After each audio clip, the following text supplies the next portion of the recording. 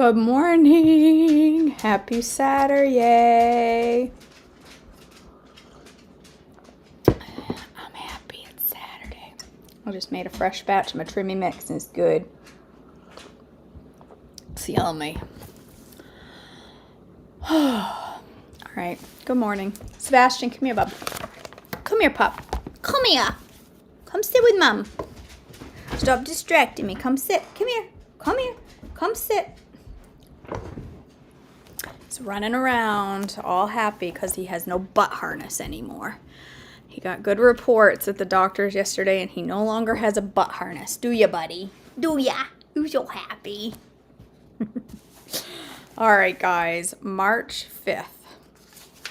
Sit right there on my feet. My feet are cold. You go ahead and sit right there.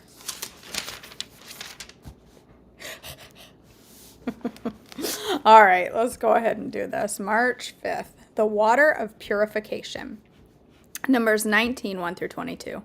The Lord said to Moses and Aaron, "Here is another legal requirement commanded by the Lord. Tell the people of Israel to bring you a red heifer, a perfect animal that has no defects and has never been yoked to a plow." Bessie, you're moving the table. Give it to Eleazar, the priest. He's like spilling my coffee, knocking over my Bible. Come here. Come. Sit your butt down. Sit down. Sit. Sorry about that. Give it to Eleazar the priest, and it will be taken outside the camp and slaughtered in his presence. Eleazar will take some of its blood on his finger and sprinkle it 7 times towards the front of the tabernacle. As Eleazar watches, the heifer must be burned, its hide, meat, blood, and dung. Eleazar the priest must then take a stick of cedar, a hyssop branch, and some scarlet yarn, and throw them into the fire where the heifer is burning. Then the priest must wash his clothes and bathe him in water. Afterward, he may return to the camp, though he will remain ceremonially unclean until evening. The man who burns the animal must also wash his clothes and bathe himself in water too, and he too will remain unclean until evening. Then someone who is ceremonially clean will gather up the ashes of the heifer and deposit them in a purified place outside the camp. They will be kept there for the community of Israel to use in the water for the purification ceremony. This ceremony is performed for the removal of sin. The man who gathers up the ashes of the heifer must also wash his clothes, and he will remain ceremonially unclean until evening. This is a permanent law for the people of Israel and any foreigners who live among them. All those who touch a dead human body will be ceremonially unclean for 7 days. They must purify themselves on the 3rd and 7th day with the water purification. Then they will be purified. But if they do not do this on the 3rd and 7th day, they will continue to be unclean after the 7th day. All those who touch a dead body and do not purify themselves in the proper way defile the Lord's tabernacle, and they will be cut off from the community of Israel. Since the water of purification was not sprinkled on them, their defilement continues. This is the ritual law that applies when someone dies inside a tent. All those who enter the tent and those who were inside when the death occurred will be ceremonially unclean for 7 days. Any open container in the tent that was not covered with a lid is also defiled. And if someone in an open field touches the corpse of someone who was killed with a sword or who died a natural death, or if someone touches a human bone or a grave, that person will be defiled for 7 days. To remove the defilement, put some of the ashes from the burnt purification offering jar and pour fresh water over them. Then someone who is ceremonially clean must take a hyssop branch and dip it into the water. That person must sprinkle the water on the tent, on all the furnishings of the tent, and on the people who were in the tent. Also on the person who touched a human bone, or touched someone who was killed or who died naturally, or touched a grave. On the 3rd and 7th day, the person who is ceremonially clean must sprinkle the water on those who are defiled. Then on the 7th day, the people being cleansed must wash their clothes and bathe themselves, and that evening they will be cleansed of their defilement. But those who become defiled and do not purify themselves will be cut off from the community, for they have defiled the sanctuary of the Lord. Since the water of purification has not been sprinkled on them, they remain defiled. This is a permanent law for the people. Those who sprinkle the water purification must afterward wash their clothes, and anyone who then touches the water used for purification will remain defiled until evening. Anything and anyone that a defiled person touches will be ceremonially unclean until evening. Moses strikes the rock. Numbers 1 through 13. In the first month of the year, the whole community of Israel arrived in the wilderness of Zin and camped at Kadesh. While they were there, Miriam died and was buried. There was no water for the people to drink at that place, so they rebelled against Moses and Aaron. The people blamed Moses and said, "If only we had died in the Lord's presence with our brothers. Why have you brought the congregation of the Lord's people in the wilderness to die, along with all of our livestock? Why did you make us leave Egypt and bring us here to this terrible place? This land has no grain, no figs, no grapes, no pomegranates, and no water to drink." All these people do is complain. It's all they do. Nothing is good enough. And I'd hope that if I were in that gaggle that I wouldn't be complaining, but I probably would be. Moses and Aaron turned away from the people and went to the entrance of the tabernacle, where they fell face down on the ground. Then the glorious presence of the Lord appeared to them, and the Lord said to Moses, "You and Aaron must take the staff and assemble the entire community, and as the people watch, speak to the rock over there, and it will pour out its water. You will provide enough water from the rock to satisfy the whole community and their livestock." So Moses did as he was told. He took the staff from the place where it was kept before the Lord. Then he and Aaron summoned the people to come and gather at the rock. "Listen, you rebels," he shouted. "Must we bring you water from this rock?" Then Moses raised his hand, struck the rock twice with the staff, and water gushed out. So the entire community and their livestock drank their fill.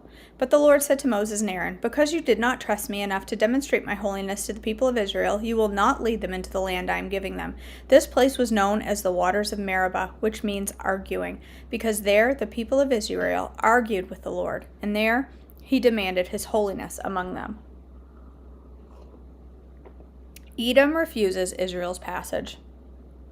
Numbers 20:14-21. While Moses was at Kadesh, he sent ambassadors to the king of Edom with this message. "This is what your relatives, the people of Israel, say. You know all the hardships we have been through. Our ancestors went down to Egypt and we lived there a long time, and we and our ancestors were brutally mistreated by the Egyptians. But when we cried out to the Lord, he heard us and sent an angel who brought us out of Egypt. Now we are camped at Kadesh, a town on the border of your land. Please let us travel through your land. We will be careful not to go through your fields and vineyards. We won't even drink water from your wells. We will stay on the king's road and never leave it until we have passed through your territory." But the king of Edom said, "Stay out of my land, or I will meet you with an army." The Israelites answered, "We will stay on the main road. If our livestock drinks the water, we will pay for it. Just let us pass through your country. That's all we ask." But the king of Edom replied, "Stay out. You may not pass through our land." With that, he mobilized his army and marched out against them with an imposing force. Because Edom refused to allow Israel to pass through their country, Israel was forced to turn around. The death of Aaron, Numbers 20:22-29. The whole community of Israel left Kadesh and arrived at Mount Hor. There, on the border of the land of Edom, the Lord said to Moses and Aaron, "The time has come for Aaron to join his ancestors in death. He will not enter the land I am giving the people of Israel, because the two of you rebelled against—" What are you doing? What are you doing? Boy, oh boy, you don't tear things up. Being naughty. Now I lost my place. I literally cannot find where I was. The death of Aaron. There on the border of the land of Edom, the Lord said to Moses and Aaron, "The time has come for Aaron to join his ancestors in death. He will not enter the land I am giving the people of Israel, because the two of you rebelled against my instructions concerning the water at Meribah. Now take Aaron and his son Eleazar up Mount Hor. There you will remove Aaron's priestly garments and put them on Eleazar his son. Aaron will die there and join his ancestors."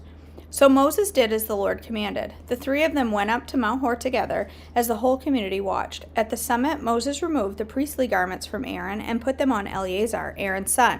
Then Aaron died there on the top of the mountain, and Moses and Eleazar went back down. When the people realized that Aaron had died, all of Israel mourned for him for 30 days. Victory over the Canaanites. Numbers 21:1-3. The Canaanite king of Arad, who lived in the Negev, heard that the Israelites were approaching on the road through Athiram. So he attacked the Israelites and took some of them as prisoners. Then the people of Israel made this vow to the Lord: "If you will hand these people over to us, we will completely destroy all their towns."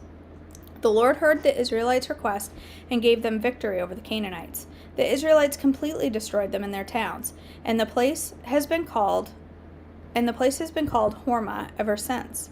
The bronze snake, Numbers 21, 4-9. Then the people of Israel set out from Mount Hor, taking the road to the Red Sea, to go around the land of Edom. But the people grew impatient with the long journey, and they began to speak against God and Moses. "Why have you brought us here out of Egypt to die in the wilderness?" they complained. "There is nothing to eat here and nothing to drink, and we hate this horrible manna." So the Lord sent poisonous snakes among the people, and many were bitten and died. Then the people came to Moses and cried out, "We have sinned by speaking against the Lord and against you. Pray that the Lord will take away the snakes." So Moses prayed for the people. Then the Lord told him, "Make a replica of a poisonous snake and attach it to a pole. All who are bitten will live if they simply look at it." So Moses made a snake out of bronze and attached it to a pole. Then anyone who was bitten by a snake could look at the bronze snake and be healed. Israel's journey to Moab, Numbers 21, 10-20. The Israelites traveled next to Obath and camped there. Then they went on to Abiram in the wilderness on the eastern border of Moab. From there they traveled to the valley of Zered Brook and set up camp. Then they moved out to the camp on the far side of Arnon River and the wilderness adjacent to the territories of the Amorites. The Arnon is the boundary line between the Moabites and the Amorites. For this reason, the Book of the Wars of the Lord speaks the town of Waheb in the area of Suphah and the ravines of the Arnon River, and the ravines that extend as far as the settlement of Ar on the border of Moab. From there, the Israelites traveled to Beer, which is the well where the Lord said to Moses, "Assemble the people, and I will give them water." There the Israelites sang this song, "Spring up, O well, yes, spring its praises. Sing of this well, which princes dug, which great leaders hollowed out with their scepters and staff." Then the Israelites left the wilderness and proceeded on through Mattanah, Nahaliel, and Bamoth. After that they went to the valley of Moab, where Pisgah Peak overlooks the wasteland. Victory of Saihan and Og, Numbers 21, 21-35. The Israelites sent ambassadors to King Saihan of the Amorites with this message: "Let us travel through your land. We will be careful not to go through your fields and vineyards. We won't even drink the water from your wells. We will stay on the king's road until we have passed through your territory." But King Saihan refused to let them cross his territory. Instead, he mobilized his army and attacked Israel in the wilderness, engaging them in the battles at Jahaz. But the Israelites slaughtered them with their swords and occupied their lands from the Arnon River to the Jabbok River. They went only as far as the Ammonite border, because of the boundary of the Ammonites was fortified. So Israel captured all the towns of the Amorites and settled in them, including the city of Heshbon and its surrounding villages. Heshbon has been the capital of Sihon of the Amorites. He had defeated a former Moabite king and seized all of his land as far as the Arnon River.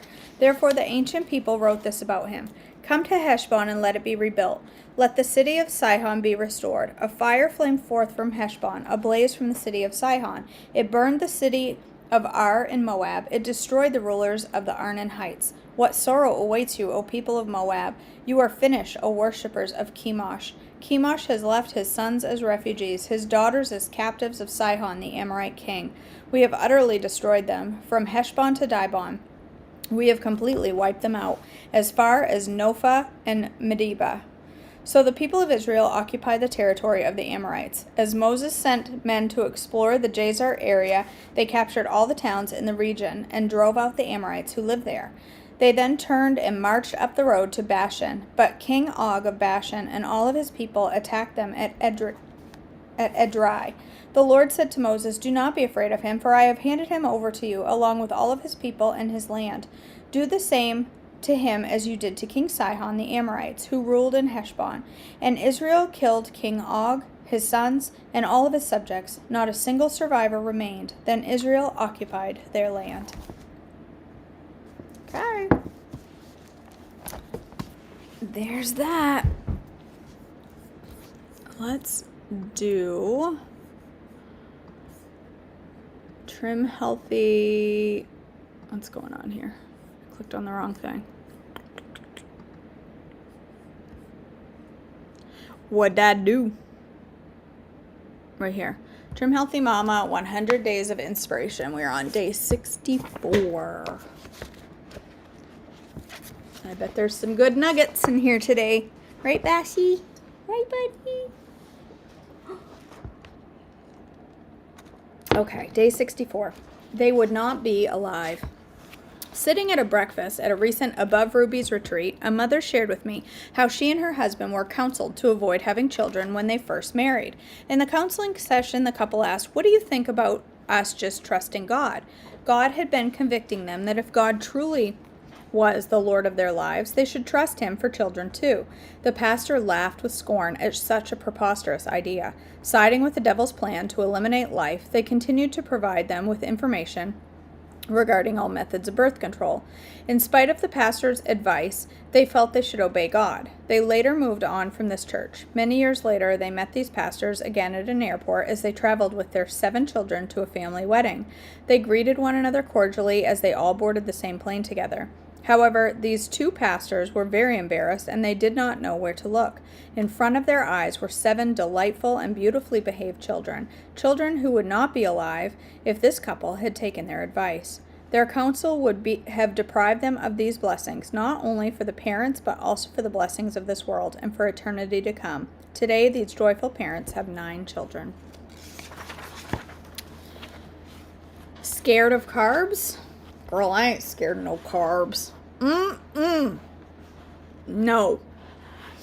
In Song of Solomon 2:5, we read, "Refresh me with apples." Another dietary trap that does not line up with God's word is the theory that we can be healthfully sustained on a constant low-carb diet. Yes, carbs are notorious for fattening people up and causing inflammatory sugar spikes, but these are situations when carbs are distorted or abused. We were designed to burn glucose, blood sugar, as fuel for our brains and our body. It releases the happy and pain-relieving neurotransmitter serotonin, revs the metabolism, and provides our muscles with energy storage.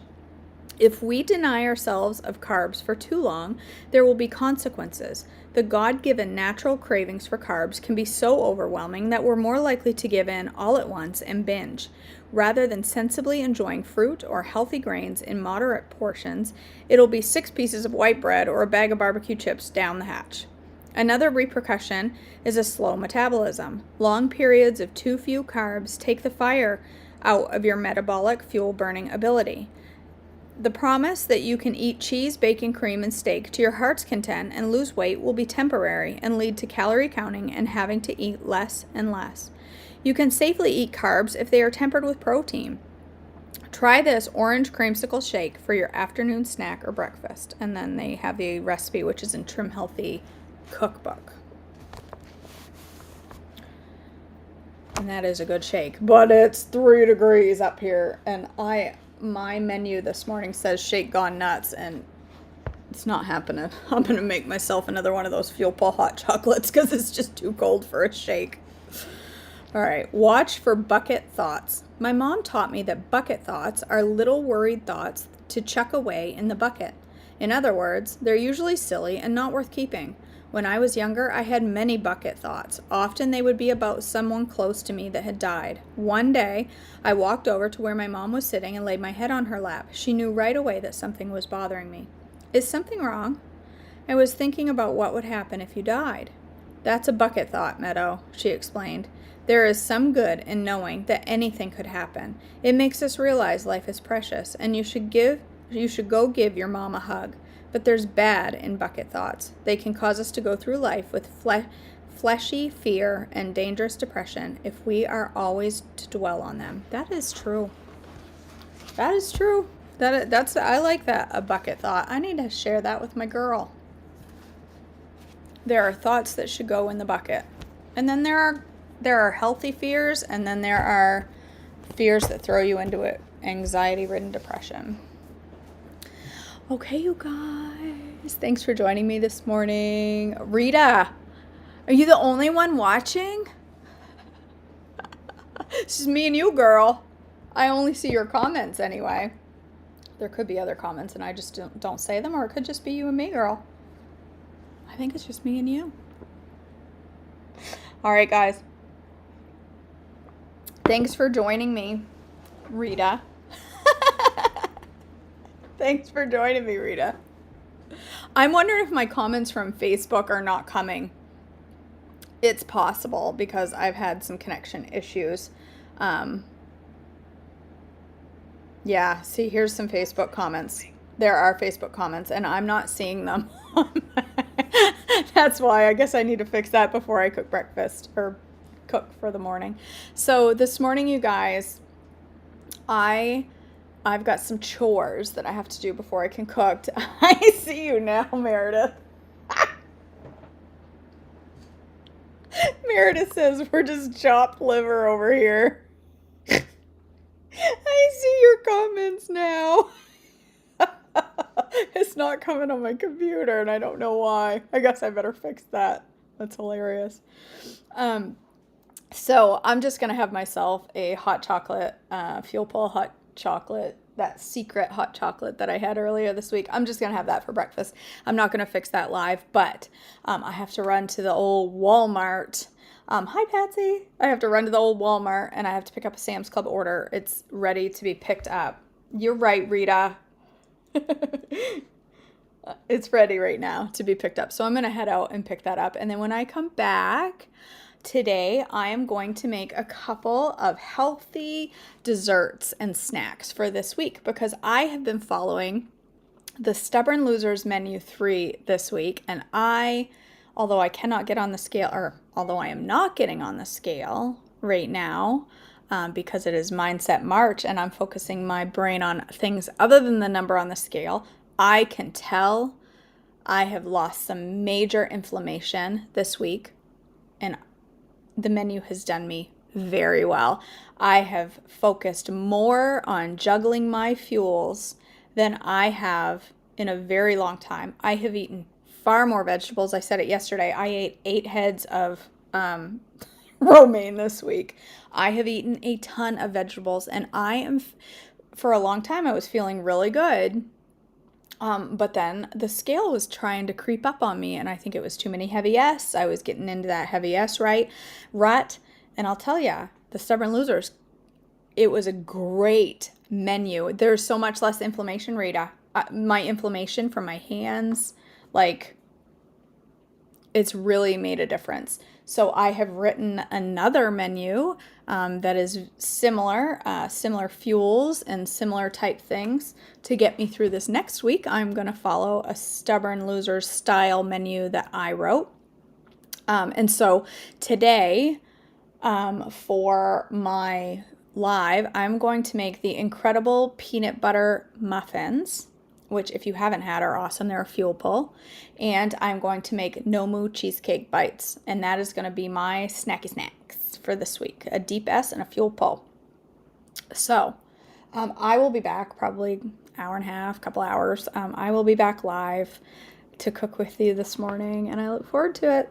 I also have to run to the post office because waiting at the post office are authentic Mexican ingredients that someone has sent me to teach me how to make authentic, healthy Mexican food, and I'm so excited. There's tomatillos. I don't even know what that is, but she said they're in the box. I never had one before. So, all right, I will be back in a while. I love you all. Thanks for joining me.